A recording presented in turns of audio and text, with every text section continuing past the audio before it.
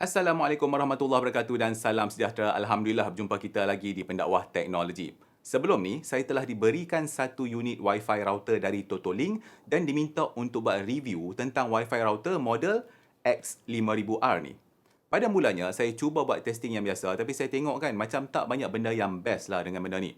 Okey, lepas saya kaji sikit, saya dapat tahu bahawa Wi-Fi router model Totolink X5000R ni boleh di-flash dengan OpenWRT. Kalau anda tak biasa dengar OpenWRT, secara umumnya OpenWRT itu adalah satu operating system Linux yang dibuat untuk embedded device. OpenWRT ini dia banyak digunakan untuk nak gantikan stok firmware ataupun firmware asal yang ada dalam device-device seperti wireless router ni. Ada berlambak features dalam OpenWRT itu dan itulah yang menyebabkan dia sangat-sangat berguna. Dalam episod kali ini, saya akan tunjukkan kepada anda bagaimana anda boleh gantikan firmware yang ada dalam X5000R ni dengan OpenWRT secara mudah. Dan lepas tu, saya akan tunjukkan kepada anda bagaimana untuk nak install, configure dan gunakan servis VPN WireGuard. Okay, video ni saya dah bahagikan kepada 4 bahagian. Bahagian pertama tu saya akan cerita sikitlah tentang Wi-Fi router Totolink X5000R ni dan adakah router ni boleh lawan dengan router-router lain, contohnya seperti TP-Link dan sebagainya. Okey, bahagian yang kedua pula, saya akan ajarkan anda cara untuk nak install dan configure OpenWRT dalam X5000R tu. Okey, dan bahagian seterusnya, bahagian ketiga, saya akan ajarkan anda cara untuk install setup WireGuard, lepas tu cara nak set VPN WireGuard yang anda beli. Okey, dan bahagian terakhir, bahagian keempat, saya akan buat testing. Dan melalui testing ni lah, anda boleh tengok sendiri bagaimana OpenWRT dan servis VPN WireGuard ni memberikan saya internet yang laju dan juga stabil. Kalau anda nak tengok dia punya testing saja, anda skip terus kepada bahagian yang keempat. Kalau tak, jom kita tengok bahagian pertama. Sebelum saya flash Wi-Fi router Totolink ni dengan OpenWRT, saya tunjuk dulu dekat anda dia punya default firmware. Kalau anda tanya saya secara peribadi, saya boleh cakap lah, dia punya firmware ni tak ada apa yang best-best sangat lah. Benda ni biasa sahaja. Kalau anda nak pakai Wi-Fi router Totolink ni untuk penggunaan biasa, anda boleh pakai sajalah dia punya default firmware. Dia tak banyak sangat lah setting yang anda boleh buat. Anda boleh guna untuk benda setting-setting biasa je lah. Dari segi performance, saya rasa tak ada apa yang best lah tentang Totolink model X5000R ni. Bila saya buat testing, performance dia biasa sahaja. Secara peribadi, saya rasa lah kan, lebih baiklah anda pergi beli Wi-Fi router TP-Link model AX10 tu. Model tu jauh lagi murah dan dia punya firmware tu pun jauh lebih elok daripada Totolink ni. Kalau kita tengok internal component untuk X5000R ni pun tak ada apa yang best sangat lah. Dia menggunakan chip yang MT7621 MediaTek itu adalah chip biasa sahaja. Yang sekarang ni pun saya tengah duk buat Wi-Fi heatmap testing lah. Jadi saya tak akan cerita dekat anda sangat lah result untuk testing heatmap ni. Apa yang saya boleh kata secara rumusannya, daripada segi coverage, yang X5000R ni sama saja dengan AX10 dekat rumah saya ni. Okey, macam saya kata tadi, kalau anda nak beli benda ni untuk nak pakai Wi-Fi 6, saya memang tak galakkan anda beli Totolink ni. Lebih baik anda pergi beli AX10 tu. Tapi, saya nak tunjukkan dekat anda bagaimana anda boleh gunakan Totolink ni dengan OpenWRT yang akan ubah router Totolink ni untuk jadi satu router yang sempoi. Okey, cukuplah kita duk sembang tentang Wi-Fi router Totolink yang stok ni. Jom kita flash dia dengan OpenWRT.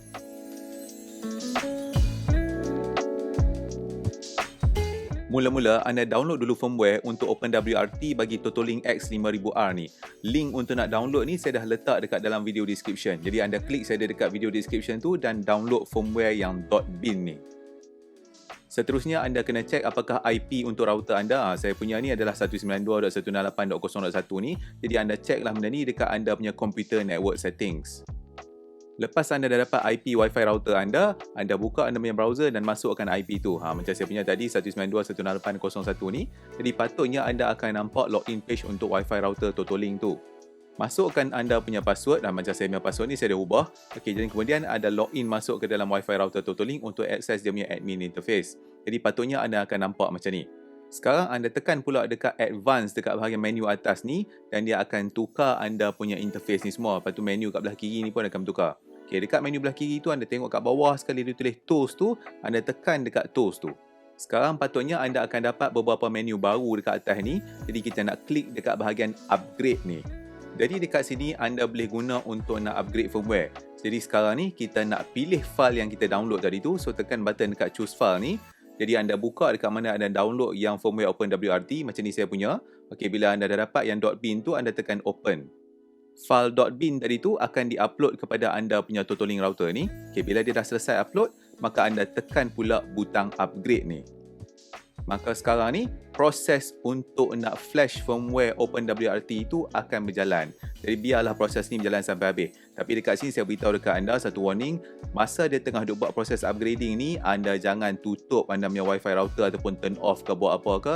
Biar dia habis sampai 100%. Kalau tidak, nanti anda akan ada masalah. Sepatutnya kalau proses upgrade ataupun flashing tu dah selesai, anda akan nampak skrin biru macam ni lah. Okey, dia jadi macam ni sebab alamat IP tu dah berubah. Kalau tadi TotoLink pakai IP lain, OpenWRT ni akan gunakan IP lain. Jadi sekarang kita kena cari IP baru dia tu. Anda buka balik anda punya network settings dekat komputer tu, lepas tu anda check anda punya router IP. IP saya dah berubah. Sekarang dah jadi 192.168.1.1. Kalau tadi adalah 0.1. Buka balik browser anda dan masukkan IP router yang baru tu. Macam saya punya tadi, 192.168.1.1. Jadi patutnya anda nampak interface baru ni. Inilah dia interface untuk OpenWRT. Buat masa sekarang ni, belum ada password lagi di set dekat OpenWRT ni, jadi anda boleh login terus. Inilah dia. Alright, jadi kalau anda dah masuk, anda patutnya nampak bahagian ni lah yang dia tulis status untuk sistem ni. Kalau sebelum ni anda tak pernah menggunakan OpenWRT, maka sekarang ni saya galakkan anda untuk try lah tengok apa yang ada dekat menu ni semua ni lah. Okey, jadi saya ni sebenarnya memang suka sangat OpenWRT daripada dulu lagi sebab dia memberikan kita macam-macam option untuk di-set dekat dalam kita punya wifi router tu. Dalam episod kali ni, saya tak akan tunjuk dekat anda secara khusus lah bagi setiap features yang ada dalam OpenWRT ni. Sebab dia memang ada banyak-banyak benda. InsyaAllah nanti saya akan buat satu video asing untuk nak terangkan setiap settings yang ada dalam OpenWRT tu. Buat masa ni, saya akan tunjuk dulu kepada anda cara-cara untuk nak install WireGuard dan bagaimana untuk nak bagi WireGuard tu berjalan. Sebelum kita teruskan dengan installation WireGuard, anda kena set dulu password untuk router OpenWRT ni. Anda pergi dekat bahagian sistem dekat atas tu, lepas tu tekan administration. Okey, dekat bahagian router password ni, masukkan password apa yang anda nak. Password yang anda tengah duk set ni, ini adalah untuk nak access OpenWRT tu. Ini bukan password untuk wifi anda ya.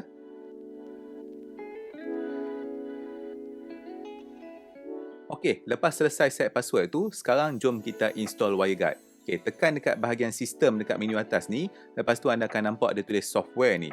Tekan dekat software tu. Jadi anda akan patut nampak interface macam ni. Untuk nak install WireGuard, patutnya anda boleh search dekat bahagian download dan install package ni. Kita nak cari satu benda yang nama dia Lucy Proto WireGuard ni. Tapi kalau anda search sekarang, kalau anda baru lepas install OpenWRT ni, dia akan kata package tu not found. Jadi apa yang anda kena buat sekarang ni adalah anda kena update dulu list untuk packages ni. Proses untuk nak update package list ni mungkin akan makan masa sikit, jadi anda biar dia berjalan sampai habis. Bila dia dah habis, nanti patutnya anda nampak skrin ni lah. Okey, bila anda nampak benda ni, anda tekan saja butang dismiss tu. Sepatutnya sekarang dekat bahagian package list ni, anda boleh nampak macam-macam package yang ada lah. Sebelum kita teruskan, anda klik dulu dekat bahagian atas yang dia tulis menu updates ni untuk kita update apa saja package yang ada dalam OpenWRT sekarang ni. Apa sahaja dalam menu tu yang anda nampak ada butang upgrade kat tepi yang kali hijau tu, anda tekanlah benda tu semua untuk nak upgrade ke semua package tu sampai ke yang latest punya version. Okey, jadi sekarang ni anda buat dulu proses ni sampailah semua benda dah di-upgrade dengan elok. Lepas dah selesai proses upgrade tu, sekarang kita akan install WireGuard. Jadi untuk nak install WireGuard ni senang saja. Dekat bahagian download and install package tu, anda search untuk Lucy Proto WireGuard ni macam yang saya tunjuk sekarang ni. Jadi dia akan tanya adakah kita nak install benda tu. Jadi anda tekan butang install tu untuk teruskan proses installation. Bila anda nampak menu ni, maka ini maksudnya proses installation tu dah selesai. Jadi tekan butang dismiss. Lepas dah install WireGuard dan dah upgrade sistem tu, anda kena reboot OpenWRT. Okey, jadi sekarang kat menu atas ni tekan dekat bahagian sistem tu. Jadi sub menu tu ada keluar reboot, anda tekan reboot, lepas tu tekan perform reboot. Lepas selesai proses rebooting tu, sekarang anda bolehlah login balik ke dalam anda punya OpenWRT. Jadi masukkanlah password apa yang anda set tadi itulah. Yang ni saya tunjuk dulu dekat anda configuration WireGuard yang akan kita gunakan untuk nak configure WireGuard dalam OpenWRT tu. Jadi configuration ni patutnya anda dapat daripada pihak yang menjual kepada anda servis VPN WireGuard tu. Apa yang penting dalam configuration ni adalah bahagian interface dan bahagian peer. Untuk nak set WireGuard, anda pergi kat menu atas bahagian network tu, lepas tu tekan dekat interfaces ni. Anda akan dibawa ke page interfaces ni. Jadi dekat pada bahagian bawah tu dia ada satu button add new interface. Jadi anda tekan button tu. Sekarang anda akan nampak pula skrin untuk add new interface. Jadi untuk bahagian name ni anda boleh tulislah apa-apa. Untuk contoh ni saya nak gunakan WireGuard PT, maksudnya WireGuard Pendakwah Teknologi lah. Okey, seterusnya dekat bahagian protokol tu pula anda klik benda tu, dia akan keluar satu drop down menu, anda pilih WireGuard VPN. Lepas tu anda tekan butang create interface tu. Dekat bahagian general settings untuk interface WireGuard ni, anda kena ambil maklumat yang ada dekat settings WireGuard yang saya tunjuk tadi tu. Untuk bahagian general settings ni, kita gunakan maklumat daripada interfaces tu. Mula-mula anda copy dulu private key, lepas tu pastekan benda tu dekat pada bahagian private key ni. Lepas tu anda copy pula address yang dalam contoh ni 10.1.0.3 tu, lepas tu anda paste dekat bahagian IP addresses tu. Selesai bahagian untuk general settings, sekarang klik pula dekat peers ni. Dekat bahagian peers ni, anda tekan butang add peer tu, kemudian anda kena masukkan maklumat peer. Untuk bahagian description ni, anda tulislah apa-apa. Untuk contoh ni, saya tulis dulu WireGuard PT peer. Maklumat yang seterusnya ni semua, anda kena gunakan maklumat peers yang ada pada dalam configuration WireGuard anda tu. Mula-mula, copy dulu bahagian yang public key tu, kemudian paste dekat dalam field public key tu. Okay, bila dah selesai yang itu, copy pula yang pre-shared key tu. Okay, lepas dah copy, paste pula dekat dalam field pre-shared key. Okay, bila dah selesai paste yang itu, anda tengok bahagian allow IPs tu. Allow IPs ni dia ada dua, IPv4 dan IPv6. Anda copy satu persatu. Saya copy yang IPv4 dulu, yang 0.0.0 ni kan. Okay, anda paste dekat situ, lepas tu tekan butang tambah sebelah dia. Okay, sekarang dah selesai. Tambah pula yang IPv6. Copy IPv6 yang double colon /0 tu. Anda pastekan benda tu dekat situ. Okay, selesai dua-dua. Seterusnya anda copy pula maklumat endpoint. Untuk bahagian endpoint host ni anda copy URL dia saja, jangan masukkan dia punya port number dulu. Jadi copy bahagian URL tu dan paste kepada field dekat endpoint host tu. Lepas tu anda copy pula dia punya port number yang contoh 6969 ni, anda copy benda tu, lepas tu paste dekat bahagian endpoint port pula. Bila dah settle semua, anda tekan butang save ni. Jadi sekarang dekat bahagian interfaces ni, patutnya anda nampaklah interface baru WireGuard tu. Untuk nak apply settings anda, tekan butang save and apply tu dan biarlah dia save dan apply semua settings yang anda buat tadi. Kalau semua berjalan dengan lancar, anda patut nampaklah dekat interface WireGuard tu benda-benda maklumat seperti protokol, uptime, transmit, receive, IPv4 address sebagainya. Tapi sekarang ni untuk RX-TX tu dia masih kosong lagi sebab kita belum guna lagi interface WireGuard ni. Seterusnya, anda kena configure settings dekat firewall. Okay, anda pergi dekat menu networks ni, anda tengok dekat sub menu tu dia ada tulis firewall, tekan dekat firewall tu. Dekat bahagian firewall ni, anda tengok dekat bawah tu dia ada satu butang add. Okay, anda tekan dulu butang add tu. Dekat general settings untuk firewall zone settings ni, anda kena masukkan name dululah. Okay, untuk name ni anda tulis apa-apa. Untuk contoh ni saya nak pakai WireGuard. Alright, untuk bahagian input dekat atas tu, dia sekarang accept, anda tukar benda ni kepada reject. Okay, klik dekat bahagian situ, dekat menu tu nampak reject, pilih reject itu. Okay, dekat output tu anda tak payah buat apa-apa. Okay, dekat bahagian forward tu pun anda tak payah ubah apa-apa. Dekat bahagian masquerading tu, anda klik dekat checkbox tu, lepas tu dekat MSS clamping bawah dia tu pun, anda klik dekat checkbox tu. Dekat bahagian covered networks tu pula, anda klik dekat situ, dia akan bagi satu menu, jadi anda pilihlah interface WireGuard anda. Interface saya, nama dia adalah WireGuard PT. Untuk bahagian-bahagian lain, anda tak payah ubah apa-apa dah. Okay, jadi bila anda dah selesai buat semua benda ni, maka anda tekanlah butang save tu. Sekarang anda pergi pula kepada bahagian zones and forwardings ni, anda tengok yang dia tulis LAN kepada WAN tu, ada butang edit dekat tepi tu, anda tekan butang tu. Dekat bahagian allow forward to destination zones tu, anda tekan dekat situ dan dia akan bagi dekat anda satu drop down menu. Okay, anda uncheck yang bahagian WAN tu semua, lepas tu anda check bahagian WireGuard tu. Sepatut macam ni lah. Okay, bila anda dah buat macam ni, anda tekan butang save. Lepas anda dah tukar settings tu, patutnya dekat bahagian forwardings ni, dia akan forward sekarang daripada LAN ke WireGuard. Kalau sebelum ni dia pergi daripada LAN kepada WAN kan. Sekarang dah selesai lah. Okay, jadi apa anda kena buat sekarang, anda tekanlah save dan apply untuk nak apply semua settings yang anda dah buat tadi. Sambil itu saya galakkan anda untuk reboot lah. Jadi anda pergi pada bahagian sistem dan reboot lah OpenWRT anda. Lepas anda dah reboot dan login balik kepada OpenWRT anda, dekat page status ni, bila anda turun bawah dan tengok dekat bahagian network, untuk IPv4 dan IPv6 upstream tu, dia punya protokol patutnya dah berubah kepada WireGuard VPN. Dan bila anda buka network interfaces ni pula, jadi dekat sini anda pun boleh nampak status untuk WireGuard. Jadi dekat sini anda boleh tengoklah, dia beritahu statistik dekat sini, saya dah transmit dan receive berapa ratus megabyte lebih kurang macam tu lah.